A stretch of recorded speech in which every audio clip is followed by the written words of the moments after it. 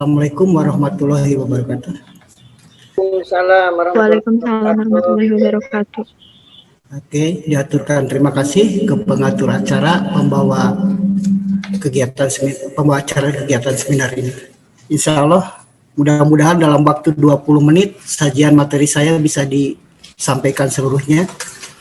Dan setelah itu silahkan ditanggapi, diperdebatkan, dan menjadikan solusi baru bagi kehidupan kita. Topik yang akan saya sajikan pada kesempatan ini berpikir kreatif dalam menulis konten daring. Nah, yang menjadi latar belakang saya, mengapa mengambil topik ini? Pertama, bahwa ini suatu kenyataan saat ini, kita tidak bisa atau menghindar dari aktivitas kegiatan berbasis jaringan. Apakah itu jaringan website, jaringan internet, atau jaringan-jaringan interaksi sosial yang lain. Yang kedua, sebagai pendidik, sekarang sering bermasalah ketika harus berinteraksi melalui daring tadi. Nah, saya sebagai ahli di bidang kebahasaan, khususnya menulis, saya menyoroti bahwa permasalahan utama yang muncul dalam interaksi berbasis daring ini berkaitan dengan bagaimana mengisi konten interaksi pembelajaran berbasis daring. Kedua, terjadi perbedaan ketika interaksi langsung tanpa jaringan dan berinteraksi tidak langsung melalui jaringan. Yang keempat, Bapak Ibu guru SD masih sering, atau dosen juga masih sering saya temukan, ketika dia men-sharekan media atau tulisan-tulisan dalam daring ini, terkesan masih memindahkan bahan-bahan tulisan ketika itu akan diinteraksikan secara langsung, tidak dibedakan ketika dia akan diinteraksikan melalui daring. Sehingga teks atau naskah yang disampaikan itu tidak diubah, tidak diselaraskan dengan keperluan daring. Di dalam daring ada hal-hal yang harus dipertimbangkan. Pertama, setiap orang memiliki waktu terbatas. Kedua, daring menggunakan kuota. Ketiga, daya mekanisme psikofisik manusia terbatas untuk melihat media yang ditayangkan di dalam daring tadi. Nah, berdasarkan latar belakang tersebut, maka saya mengambil inisiatif untuk menawarkan topik seminar ini tentang berpikir kreatif dalam menulis konten daring. Adapun tujuannya dari presentasi topik ini ingin mengubah paradigma khususnya peserta dalam webinar ini.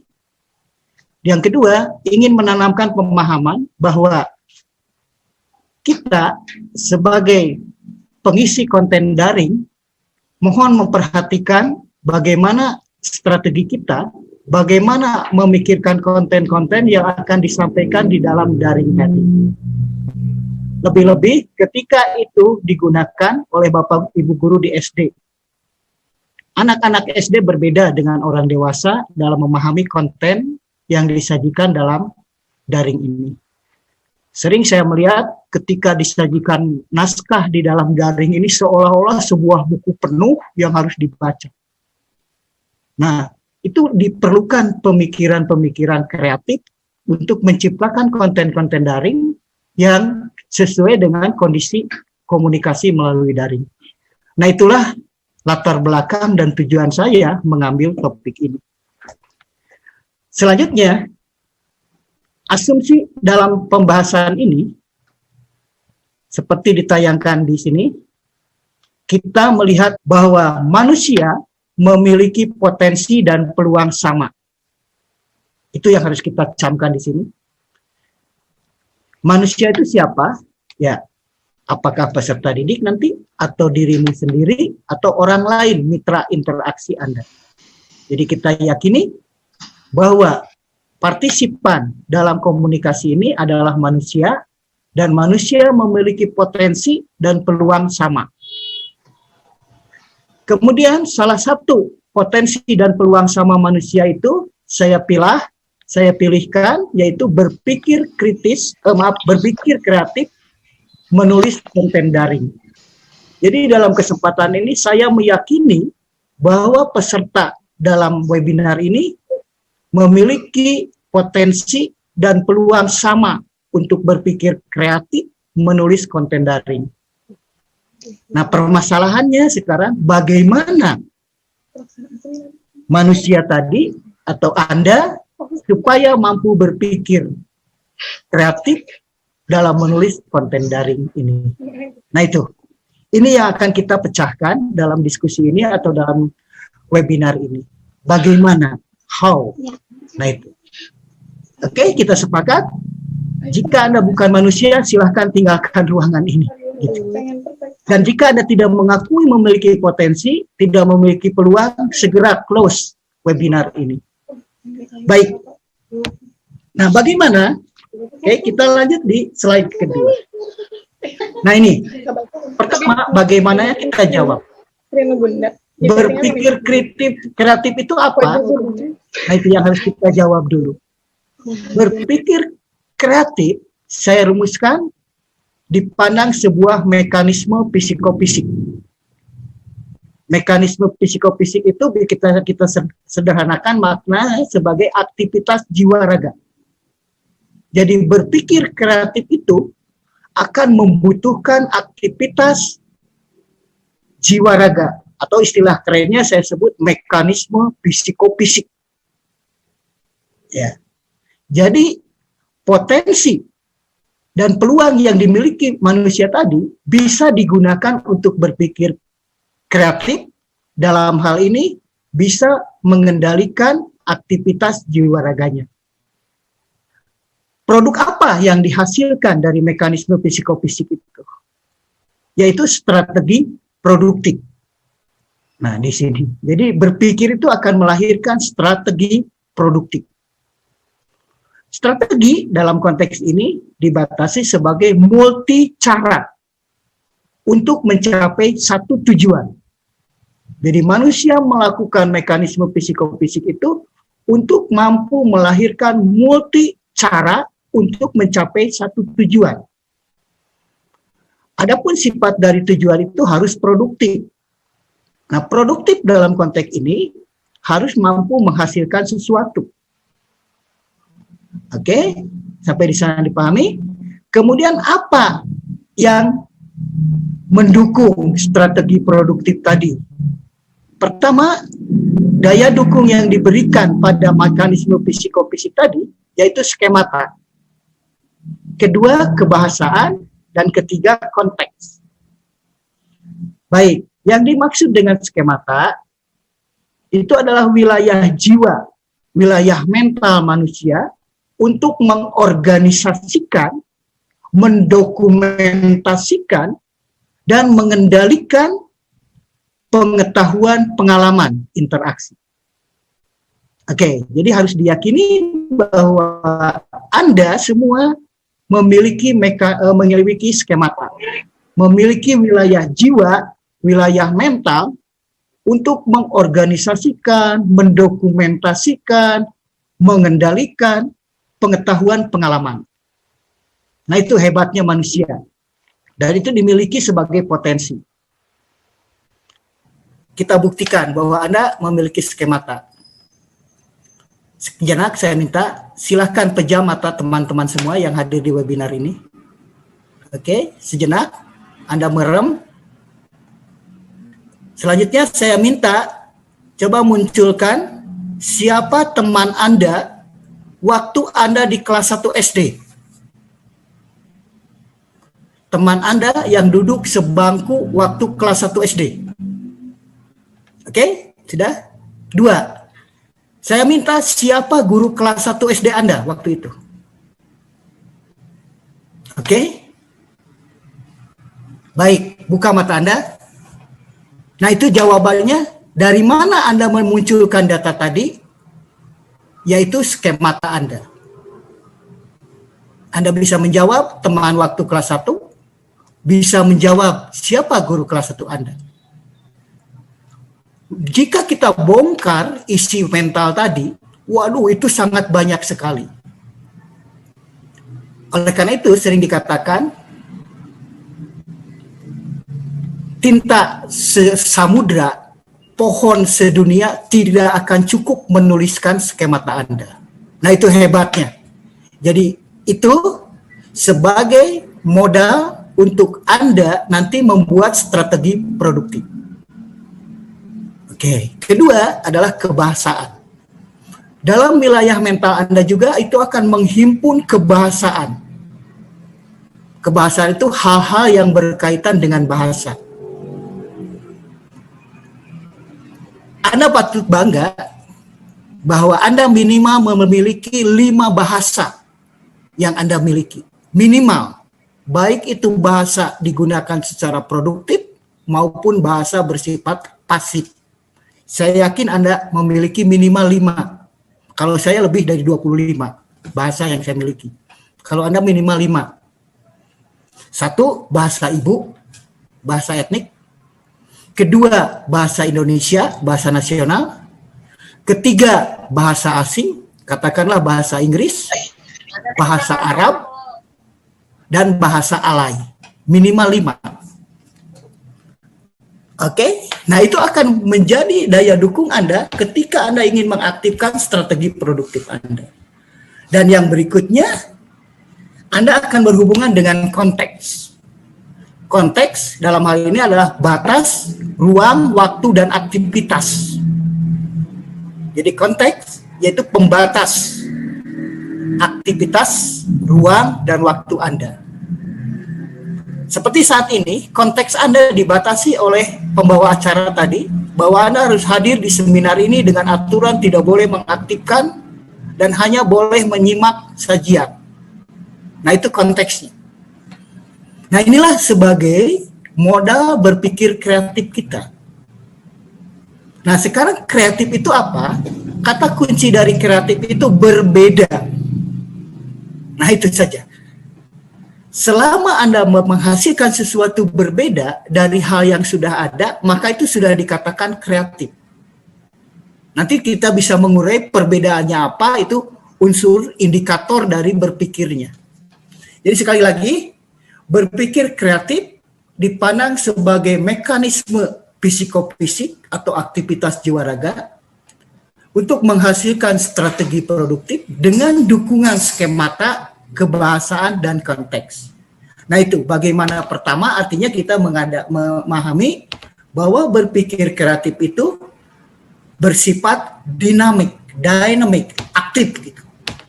Kalau Anda mengatakan berpikir kreatif menari pocok-pocok, berarti itu bukan kreatif, itu ngaririweuh. Sebab tadi pocok-pocok itu semua sakumaha riweuhna dia kembali lagi ke satu titik. Kalau kreatif itu liar. Oke. Kemudian yang kedua, kita lihat menulis itu apa? Menulis saya gambarkan sebagai keterampilan, skill. Jadi bukan kemampuan menulis dalam konteks ini. Menulis itu adalah sebuah keterampilan. Memilih, dan menyusun. Jadi itu kata kunci menulis adalah keterampilan, memilah, memilih, dan menyusun. Apa yang dipilih dan disusun itu? Pertama, pesan. Kedua, maksud. Ketiga, tujuan. Dan keempat, bahasa tulisnya atau tulisannya nanti. Jadi kita sederhanakan bahwa menulis itu hanya aktivitas memilah, memilih, dan menyusun. Memilah itu kalau dilambang bahasakan itu sama dengan tanda koma. Jadi begitu Anda mengatakan memilah, ciri Anda memilah itu semakin banyak tanda koma digunakan, semakin banyak pilihan Anda. Rumusnya itu. Jadi memilah itu seperti Anda ingin mengidentifikasi siapa Bu Epon. Nah, Bu Epon adalah seorang ibu, terus. Nah, semakin banyak koma yang Anda buat, maka semakin banyak pilihan Anda untuk menandai Ibu Epon tadi. Nah, itulah keterampilan memilah. Kemudian memilih, itu sama dengan menentukan tanda titik. Jadi lambangnya ketika Anda memilih itu harus titik. Apakah Anda disuntik vaksin atau tidak? Nah, itu bukan memilih. Tapi kalau saya katakan saya tidak akan disuntik, berarti itu memilih Anda. Jadi memilih itu harus titik. Dan intonasi bahasanya itu harus berakhir pada melepaskan kesenyapan. Udara yang dari Anda hembuskan itu harus berakhir. Saya cinta padamu.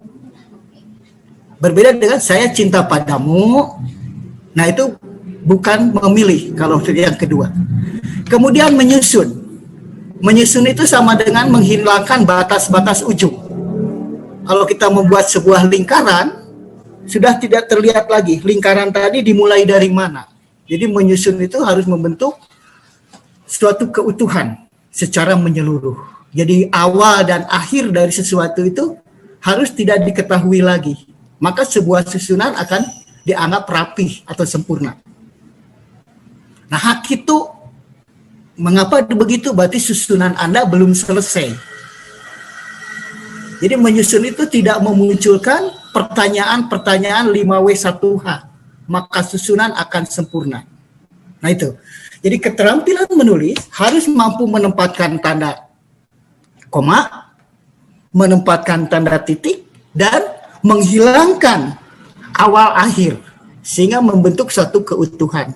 Itu kata kunci dalam keterampilan menulis. Kemudian apa yang akan kita susunkan, kita pilih tadi, yaitu pesan. Pesan di dalam teori bahasa itu dipandang sebagai isi, konten dari sebuah transaksi komunikasi. Pesan kita dapat membedakan menjadi 5 jenis dalam bahasa itu. Pertama, bisa bersifat gagasan, bisa bersifat keinginan, bisa bersifat kemauan, bisa bersifat perasaan, atau bersifat informasi. Nah, jadi mohon nanti ketika kita ingin mengisikan konten atau isi dari daring, harus kita ingat pesan apa yang kita ingin sampaikan. Apakah gagasan? Gagasan itu sama dengan segala sesuatu kali pertama dimunculkan. Jadi titik-titik kali 1. Kalau dituliskan oleh Romawi sama dengan angkanya angka Romawi 1. Itu gagasan. Selanjutnya keinginan, kemauan. Itu kita bedakan. Kalau dalam bahasa Inggris itu ada I shall dengan I will. Itu berbeda. Nah, mungkin bahasa Indonesia kita sering rancu mana pesan yang sifatnya keinginan dan mana pesan yang sifatnya kemauan. Biasanya jika itu sudah dipastikan keterjadiannya, misalkan setelah webinar ini saya akan makan nasi bungkus. Nah, itu keinginan atau kemauan. Nah, gitu. Nah, jika seperti itu kepastiannya sudah bisa dipastikan, maka itu masuk sebagai kemauan. Kalau ingin itu belum tentu. Saya ingin menjadi sarjana. Nah, ingin. Itu kapan inginnya? Nah, jadi mohon bedakan antara kemauan dan keinginan. Yang ketiga, perasaan. Pesan yang berisi perasaan itu adalah isi dari transaksi tidak bisa diukur parameternya. Tidak bisa dijelaskan batasnya. Misalkan emak-emak itu senang nonton sinetron atau senang nonton drama Korea, kalau ditanya apa alasan Anda nonton itu? Wah, resep we Pak, resepnya kumaha. Nah, titik, nggak bisa menjelaskan, berarti itu perasaan. Jadi mohon pesan yang ditransaksikan itu kita pahami dulu ada 5 jenis. Jadi perasaan itu adalah pesan atau isi komunikasi tidak bisa dijelaskan ukurannya. Misalkan Anda mencintai seseorang, silakan Anda jelaskan makna cinta. Jika Anda tidak bisa menjelaskan, maka itu perasaan. Tapi selama Anda bisa menjelaskan, berarti itu bukan perasaan. Itu saja ukuran untuk perasaan. Selanjutnya pesan bersifat informasi. Pesan bersifat informasi itu adalah sesuatu yang ditransaksikan tapi sudah menjadi milik siapapun, milik umum. Nah ini tolong diperhatikan Bapak Ibu Guru, ketika mentransaksikan isi pembelajaran, apakah Bapak Ibu akan mentransaksikan gagasan, mentransaksikan kemauan, mentransaksikan keinginan, perasaan, atau informasi? Yang sering saya amati biasanya adalah yang ditransaksikan itu informasi. Artinya sesuatu yang sudah dipahami oleh peserta didik. Nah itu berarti untuk apa kita mengajar? Untuk apa kita menyajikan informasi atau pesan tadi? Kalau itu sudah diketahui. Jadi batas informasi itu sangat berbeda dengan gagasan. Kalau gagasan itu sama sekali belum diketahui. Kalau kemarin menurut teori Ibu Ika, itu harus perlu dulu problem solving-nya. Gitu. Ketika kemarin materi sajian 1, atau Bu Agnes kemarin menyajikan bagaimana konten dari pembelajaran STEM, itu harus pesan-pesan yang sifatnya bukan informasi, bukan juga perasaan, tapi harus berisikan gagasan. Nah ini, jadi untuk bisa sesuatu mencapai gagasan, silahkan Bapak Ibu temukan dulu informasinya, temukan dulu perasaannya, temukan dulu keinginan dan kemauannya, maka akan muncul pesan yang sifatnya gagasan. Oke, jadi mohon untuk isi pesan yang ditransaksikan dalam daring, saya sarankan pesan bersifat gagasan. Segala sesuatu kali pertama. Sama seperti hal kali ini, saya percaya Anda tidak akan tahu apa yang akan saya sajikan hari ini. Maksud dalam konteks komunikasi ini dipandang atau dibatasi sebagai penyebab. Oke, atau something before to do. Nah, jadi atau istilah lain disebut latar belakang. Jadi ketika kita ingin mentransaksikan pesan harus tahu latar belakangnya. Apa penyebabnya saya mentransaksikan pesan itu? Apa alasannya? Jadi something before to do-nya. Sementara tujuan itu dipandang sebagai batas akhir atau something after to do-nya. Jadi target akhir dari mentransaksikan pesan tadi apa? Nah itu mohon diingat oleh Bapak Ibu atau peserta webinar ini, standar-standar parameter tadi yang saya sampaikan dijadikan pertimbangan.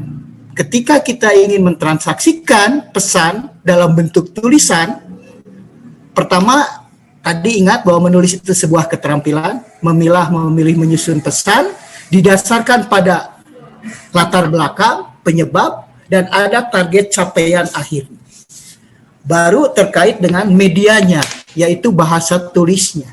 Nanti tentang bahasa tulis ini grafis, nanti ada teori lain, nanti bicara tentang jenis huruf, font, tataan huruf, bagaimana ukuran huruf, bagaimana jumlah kata, jumlah itu nanti kita bicarakan pada poin lain. Jadi saya tidak akan membahas lebih jauh tentang bahasa tulis ini. So itu tergantung dari pesan.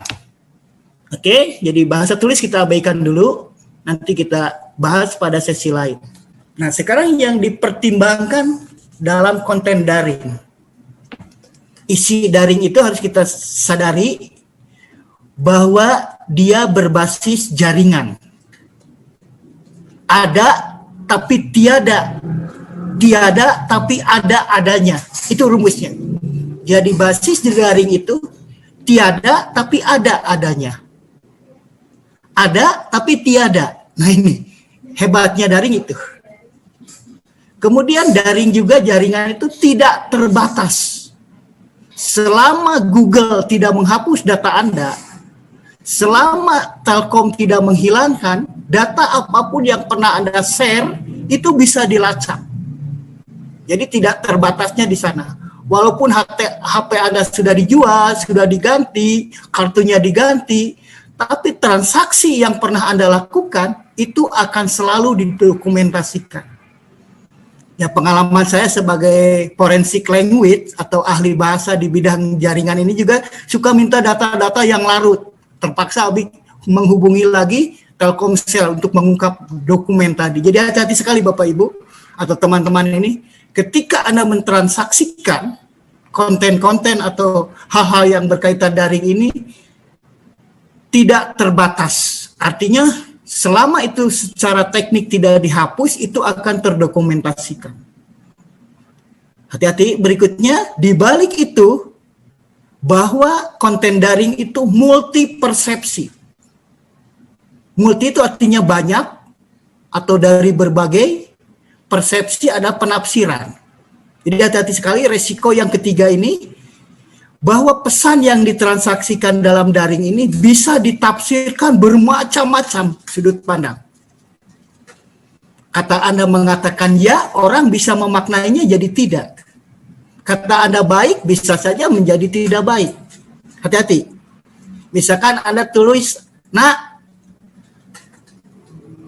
Anda bagus ya." Kata anak, kata murid, "Bukan Bu, saya mah Dian." Kan ada bagus itu adalah merek kapur barus. Hati-hati. Jadi tulisan dalam daring bisa multi persepsi, bisa dipersepsikan dari bermacam-macam sudut pandang. Jadi ada 3 hal yang perlu diingat.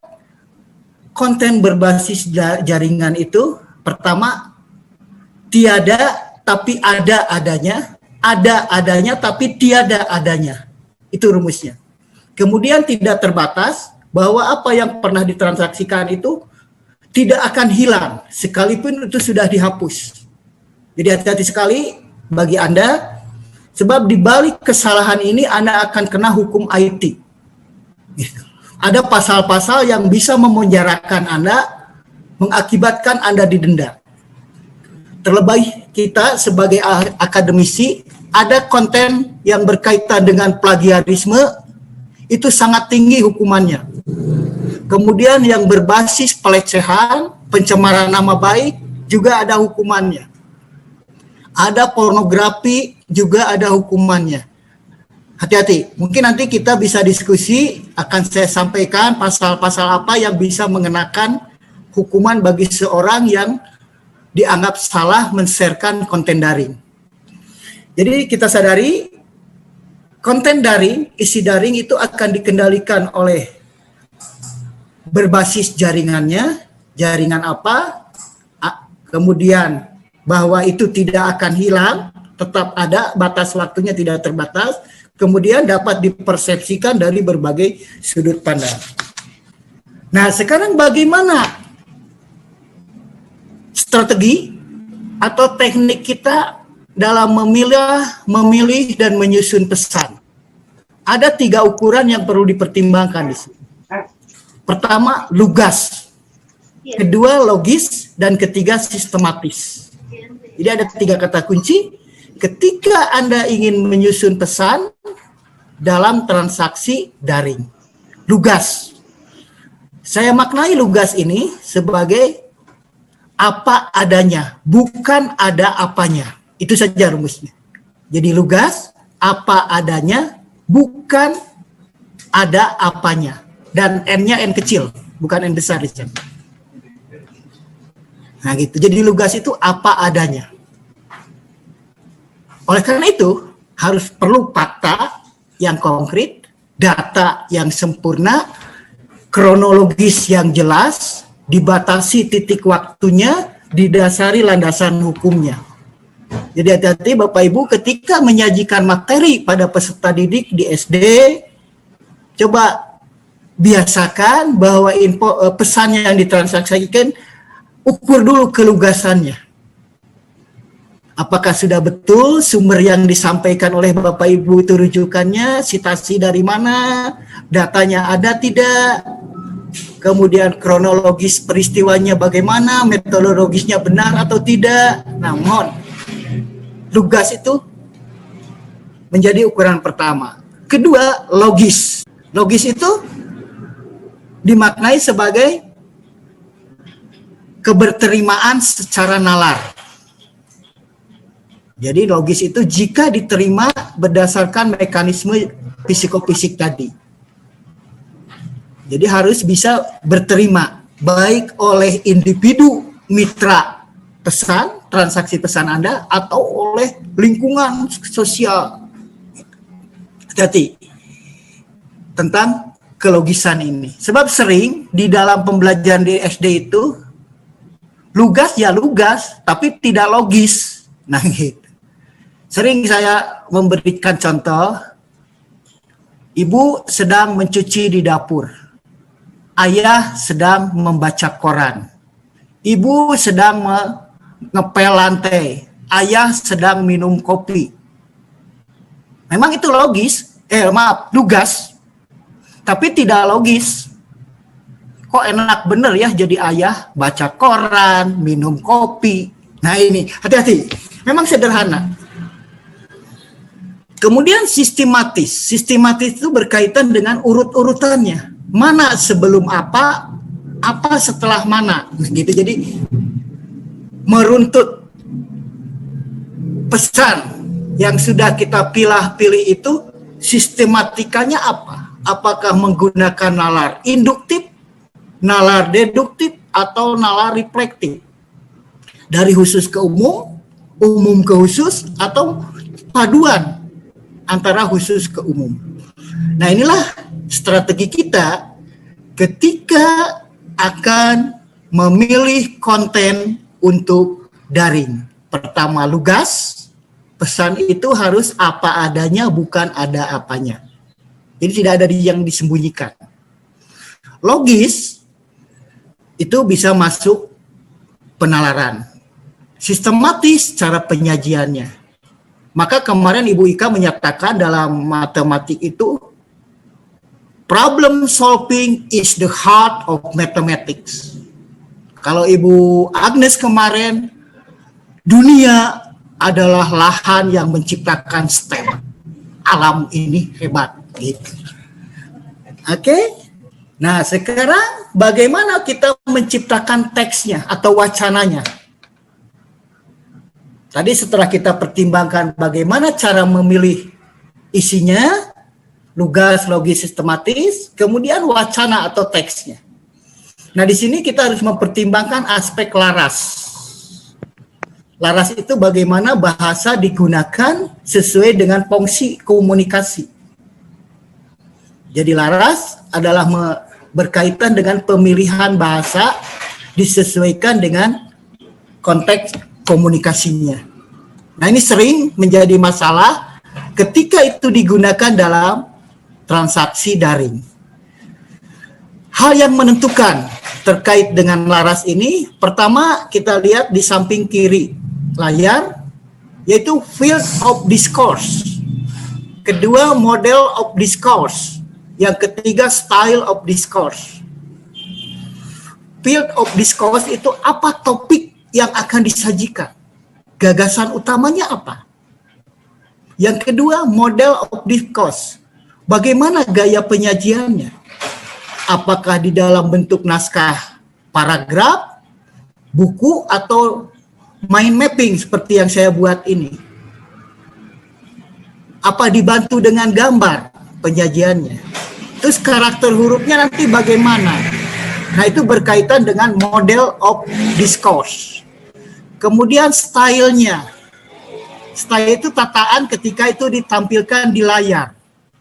Apakah urutan teksnya memenuhi seluruh layar, disusun dari kiri ke kanan, atau dibuat circle, melingkar. Nah ini silahkan nanti. Jadi laras itu akan berkaitan dengan topik utamanya, model penyajiannya, kemudian gaya penyajiannya. Selanjutnya laras juga ditentukan oleh aspek komunikasi, konteks sosial interaksinya. Pertama kita harus tentukan, apakah itu nanti kita menggunakan gaya bahasa prosen atau beku, formal, konsultatif, atau intim. Nah itu perlu kita pertimbangkan juga. Yang disebut gaya prosen ini, gaya beku, yaitu bahasa-bahasa yang sama sekali tidak bisa diubah sampai kapanpun. Itu harus baku. Ya biasanya bahasa tentang yang berkaitan dengan hukum, dengan adat istiadat, dengan agama, salah saja Anda menggunakan itu akan berdampak. Jadi hati-hati dalam pemilihan raras, ada bahasa-bahasa yang sudah baku, sampai kapanpun tidak pernah diubah. Misalkan sampurasun diganti jadi sampurasan, nggak mungkin kan? Nah gitu, jadi hati-hati. Pertama yang perlu dipertimbangkan prosennya dulu. Apakah ini baku yang tidak bisa diubah? Termasuk dalam keilmuan. Seperti saya pahami waktu di SD saya belajar kenapa lambang dalam segitiga itu selalu ABCD, ABC ketika menunjukkan sudut. Kenapa rumusnya selalu X dan Y? Nah itu udah frozen gitu. Dan saya sendiri korban dari saya mengutak-ngatik lambang yang sudah baku. Saking bosennya waktu di SD, guru mengajarkan segi 4, saya ganti hurufnya tidak ABCD, mau saya KLMN. Nah, ketika itu dilanjutkan, akhirnya bingung sendiri gitu. Termasuk rumus ABC, saya ganti lambang-lambang frozennya itu dengan hal baru. Nah, itu tidak boleh. Apalagi nanti dalam kimia, rumus-rumus kimia itu ada istilah-istilah yang sudah frozen, tidak boleh diganti. Nah, itu. Kedua, formal. Formal itu berkaitan dengan aspek standar baku di dalam suatu hukum. Jadi urusannya nanti dengan hukum.